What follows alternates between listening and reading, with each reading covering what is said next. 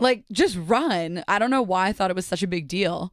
And then obviously, because I wasn't training properly, when it came to the actual race, I would come in at like a 28-minute 5K. Meanwhile, I'm training every day. Like, that's not accurate. That's like a almost a 10-minute mile. And I thought I was killing it. And I would come in at 28. And then, like, you think that's bad. There'd be like 8 girls lugging behind me, throwing up, coming in at like 38 minutes. Like, babes, the clown circus is way ahead of you. Like,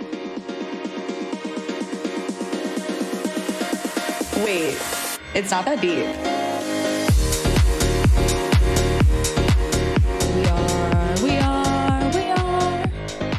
We're back, people. We are so back. Welcome back to Not That Deep. I'm so happy to be back in the studio, back in the New York groove, as if I ever left. I wanted to specifically come on here today. Whenever I have my weeks, I never actually know when the podcast is actually going to be done. Even if it is going to be done, sometimes I just like to go into it willy-nilly. It's funny, the guests are a huge part of this, but a part of me right now is just enjoying talking to myself and like recapping and holding myself accountable weekly before I bring a guest in. I kind of thought I would be having more guests by now, but I'm actually pleasantly surprised and proud of myself that I've just kind of been like running my own show. So I think in the future, I mean, Mia and I were supposed to do our podcast yesterday, but we ended up going to a talk. We had the talk. So she'll probably still be next. But anyways, I was just thinking because today is Tuesday, November 5th. And if my kids are listening to this, mommy loves you. No, I'm just kidding. If my kids are listening to this, good. I think that's amazing that the audio from 2024 has made its way to 2050. I think that's a good assumption. I was going to journal because I like journaling and having a lot of my life documented so that I can go back and look at it. I think it really is such a sense of growth when you can see the words that you had actually written and how you felt about certain things. And that definitely ties to Not That Deep of a lot of the things that I was upset about or didn't really know how to work through ended up being not that deep. But a big step of working through anything in this life is accepting that it might be that deep, and that's okay. And there's nothing wrong with that. And I like it's nice to see my handwriting from years ago, or I have memories that I completely had forgotten about. And if you know me, you know I love detail. Like, my friends will ask me how my weekend was, and I will tell them from start to finish. And it's completely unnecessary. But for me, like, you're going to lose the point if I don't tell you what time my train was from the city and how I got from the train to my house. Like, to me, that is such pertinent information that if I didn't say it, you might not understand how important that the story ends up being. Like, I don't know why I think like that. And I might never. And that's okay. Let me take a sip of water. Please hold for hydration. So when I was abroad specifically, I had a journal I got it from the leather market, so it was made of real Florentine leather. I was like, now this is authentic. The pieces of paper are like made in China. I'm like, fuck, that's okay. At least the case is made from real Florence lamb, like whatever. And I would write in the journal anytime I went anywhere. I would get a postcard from the location that I went to, and I would journal about my time there, literally not missing a detail. And at the time, it was super annoying to write it. My hand would cramp up. I would have to change colors. You can't have your journal be the exact same color. Like, the writing cannot all be blue. You have to switch it up. How is anyone going to know the topics change? How are people going to know that the date is different? Like, you just need different colors. So my hand is cramping, Mrs. Puff. Make it stop. And I look back and I'm like, oh my gosh, I'm so grateful I did that because things happened that I did not even remember. Like, I really did not have the best experience abroad during those 4 or 5 months. Like, to me, like, my experience abroad was best remembered by how I extended my time there in the summer and when I lived in Florence for the months of May, June, and July. January to April were kind of bleak. And you can tell that from the journal. And I'm not mad about it, but I just spent a lot of weekends like going to visit my home friends. And like those were the highlights of my abroad during January to April. And does that speak to how much I love my home friends? Freaking duh. Like, I'm obsessed with them. Of course I visited with them. And of course my fondest memories are with them.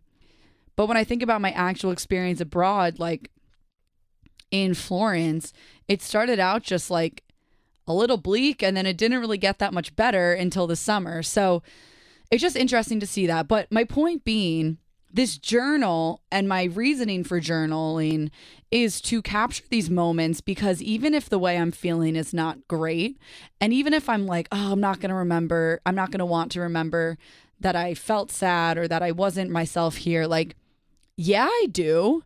Because how else are you going to measure your growth? You have to start from somewhere. You have to know where you were if you were at a low point. You have to know that look at where you are now.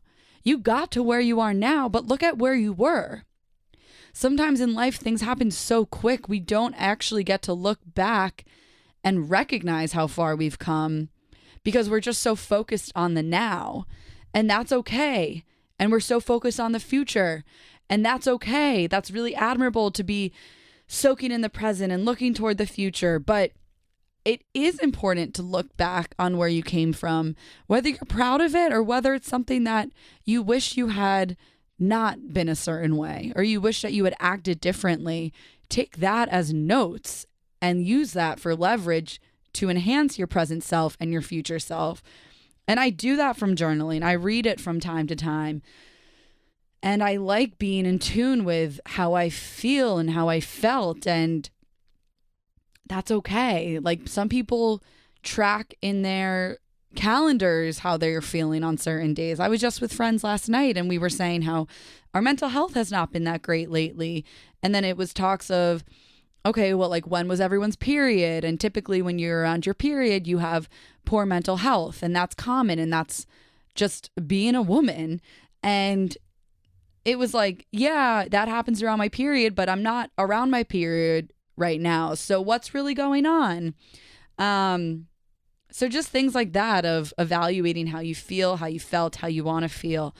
And so with tonight being the election and the rest of life being undetermined right now, but I'm sorry, being determined by tonight, or rather by like a week from now, because I know we probably won't have an answer tonight.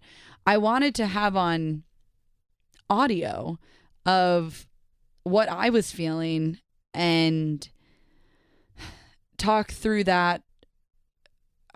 I would say without getting too into politics, I'm actually not educated enough to have a very intelligent conversation about politics. Whether I do that on purpose or whether I kind of don't ask, don't tell, if you will. Politics has never been my forte. It's never been interesting to me. But I feel like I've always come at it from a sense of empathy and caring about people.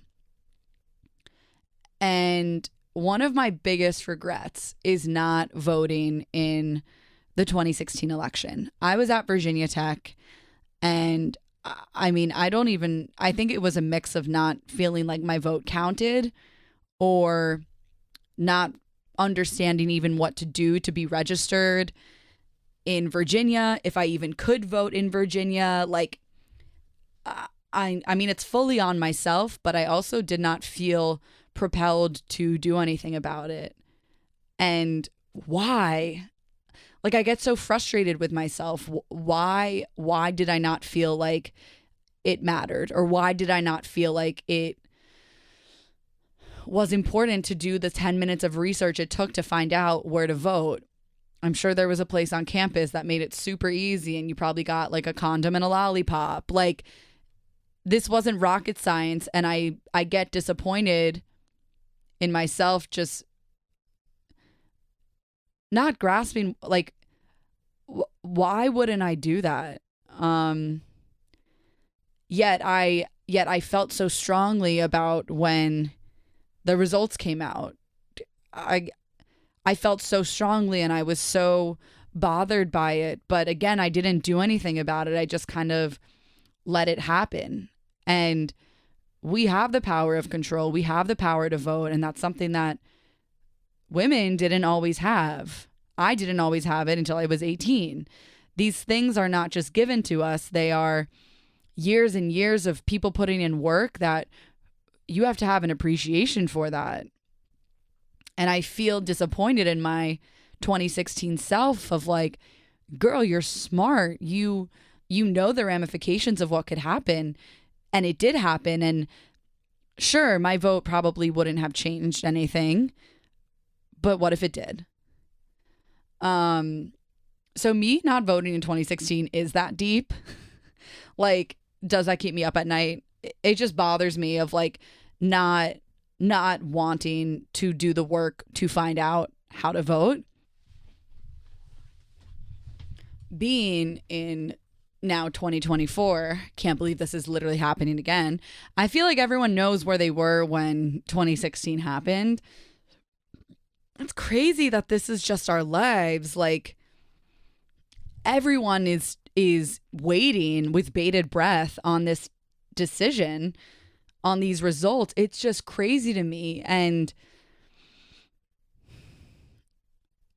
again, I don't know enough to talk about policies or different people's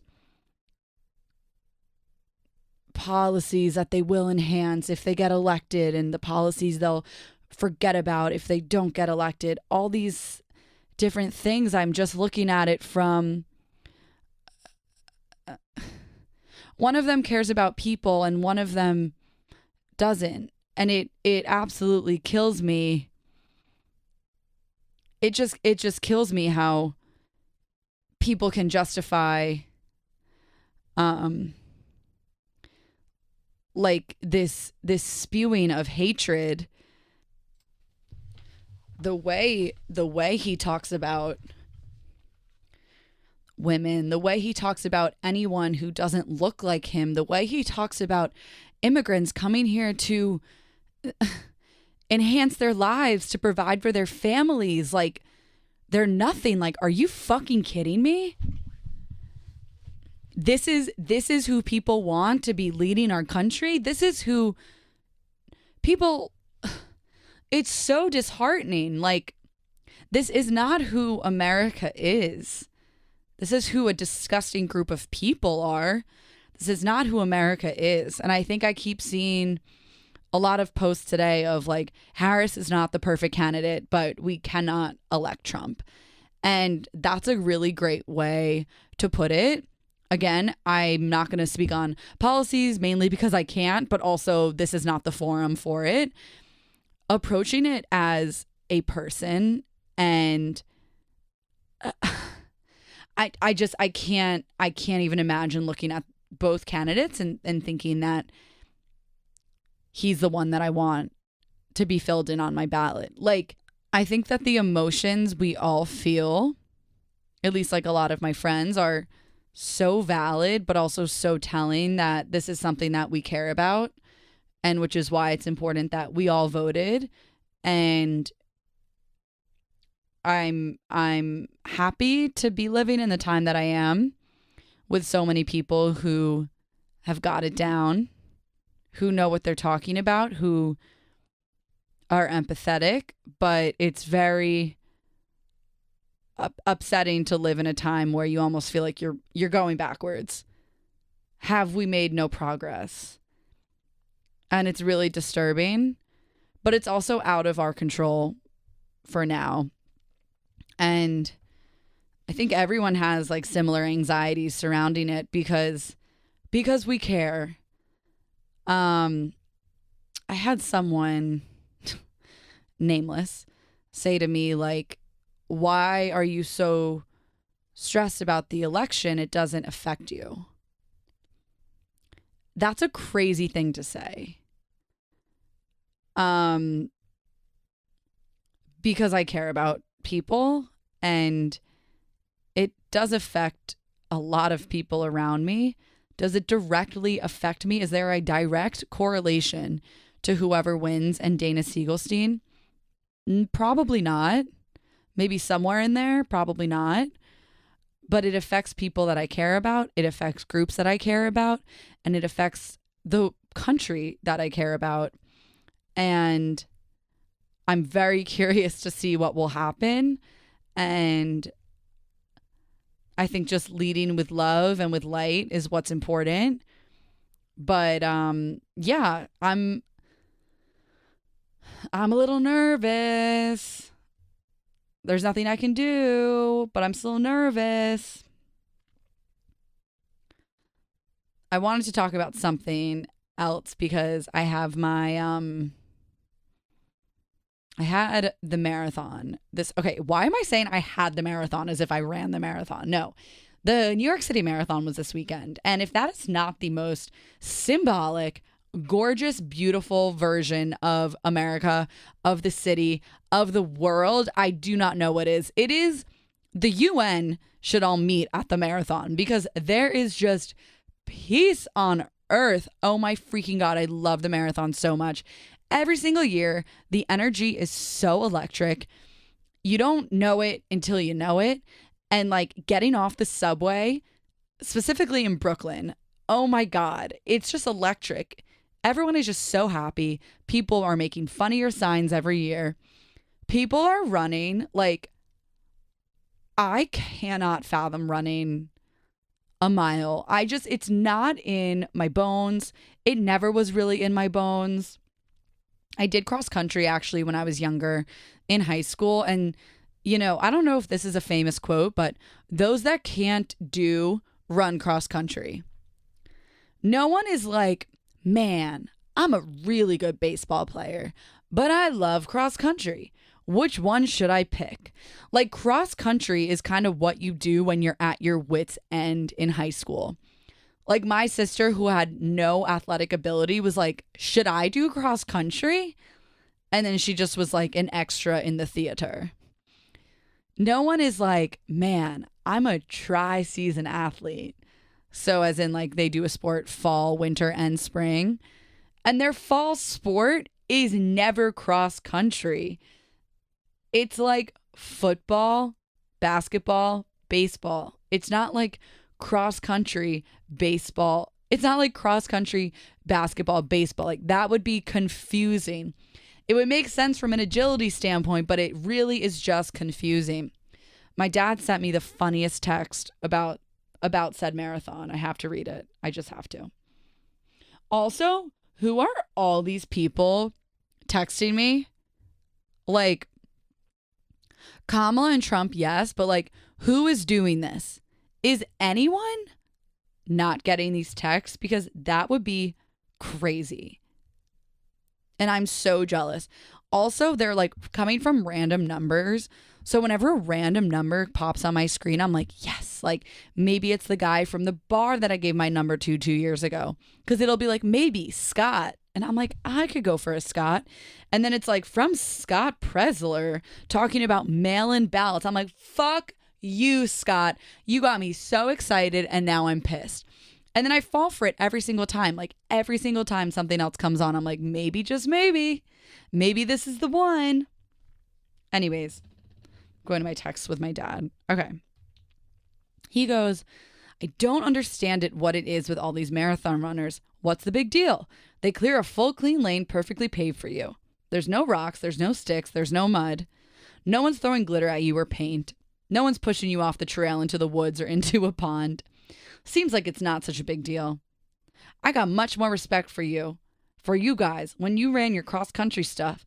It's in the natural. It's in nature. You were not just battling time and running competition.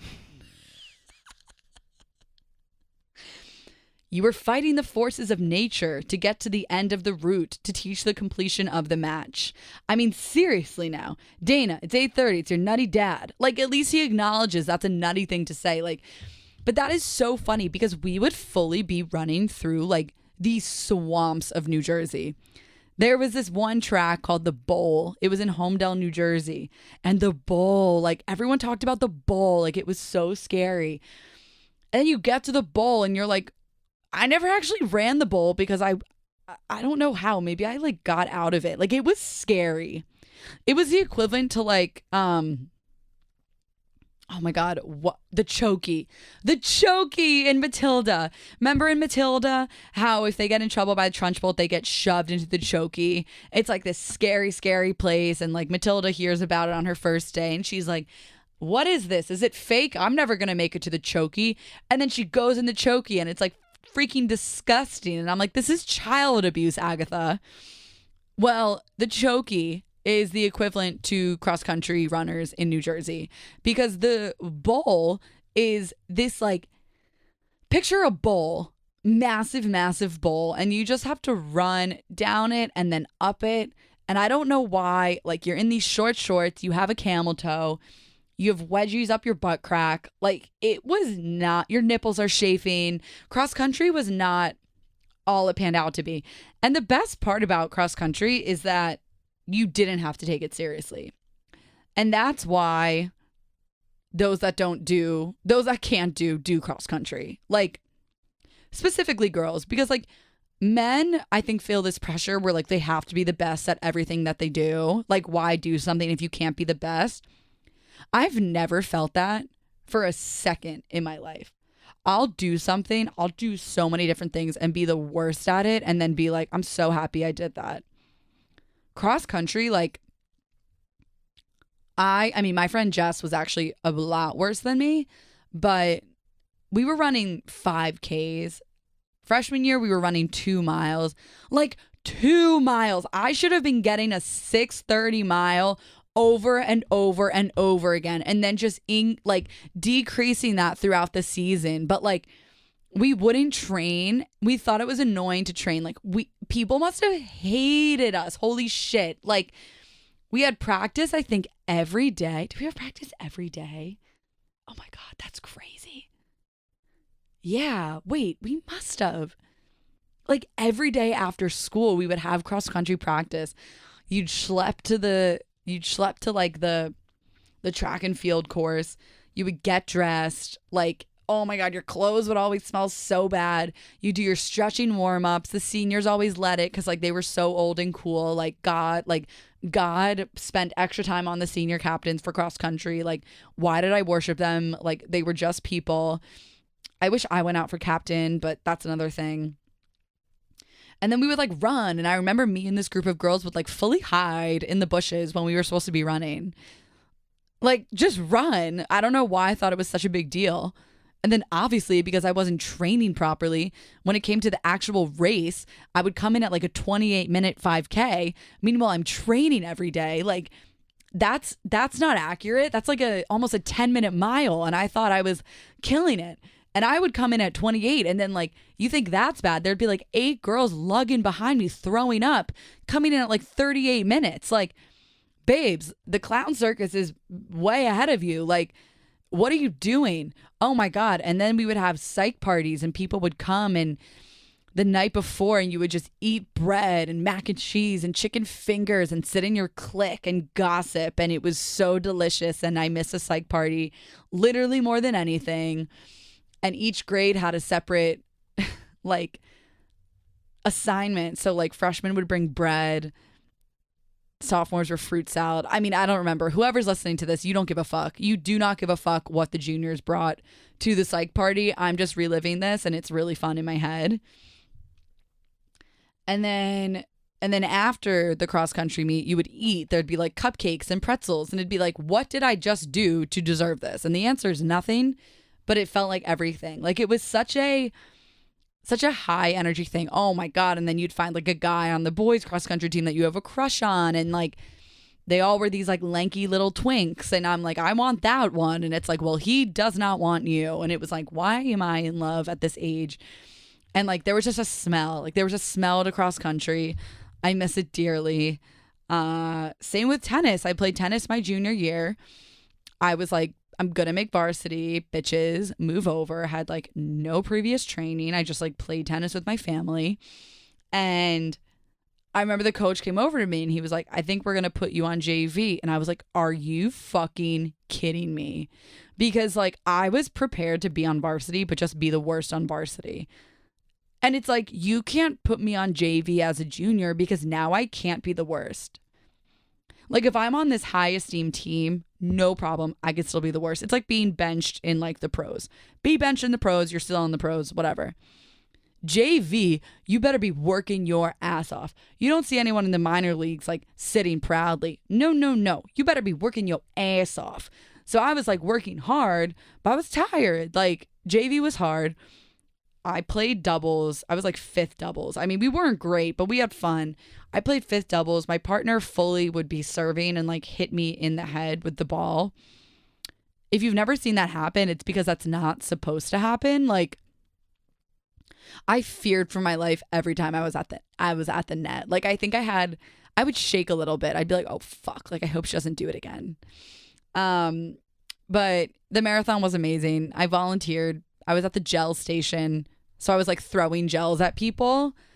And I felt like there was such a competitive nature, not with the runners, but with like the other people throwing gels, because I feel like they wanted the runners to take their gel. Please note that nobody's gel was any more special than the other person's gel. But for some reason, people would literally be like pushing me so that they could get their gel to the runner. And I don't like that.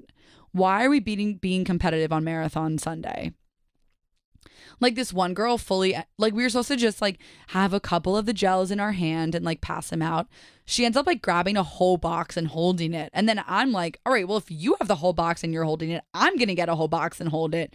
And like the vibes were just like kind of off. So I think for next year, I'm definitely going to volunteer with a friend that like I don't feel like I want to kill. But it was amazing. It's like one of my favorite days of the year. I think I did a pretty good job documenting how I felt. I am curious to see how this will net out. I think it's important to note also that we are all affected by this election, because I think the second that you say that you're not is when you kind of give up a sense of caring. And even if it's not affecting you directly, think about the groups of people that it is and lead with that. Lead with kindness and compassion, because there are a lot of people that are affected by this, and it just kills me. I just want everyone to be like, I sound so like annoying. I know how I sound. Like, I just wish I sound like that girl from Mean Girls. I just wish everyone would get along and we could all bake a cake with rainbows and cookies. I know that life is not like that, but why are we like mean to people because they don't look like us? Like, that is such a simplified version of this. Like, fuck you for spreading hate. Everyone has so much fucking value to bring, and shame on anyone for spreading any type of rhetoric that people don't. And that is that deep. It is that deep that this hatred needs to stop. And it stops with each individual person that can actually recognize, like, one, recognize your privilege, recognize that everyone is a person, and everyone is a person, a family member, a mother, a father, a child, a friend, that is doing their best. And I am looking forward to seeing the results. Everybody, did I kind of go wackadoo on you? Sure. Did it feel good? Not really, but I just had to get it out. Like, it's shameful. It's shameful. My vote matters. It matters, and I voted. And I hope anyone listening did the same. Your vote matters. Your voice matters. Your influence matters, whether you have one follower, whether you have 10,000 followers. People are looking to you. Set an example and just be kind. as Ellen DeGeneres said, be kind. Thank you guys so much for listening to Not That Deep. I hope you have an amazing rest of your week, and bye.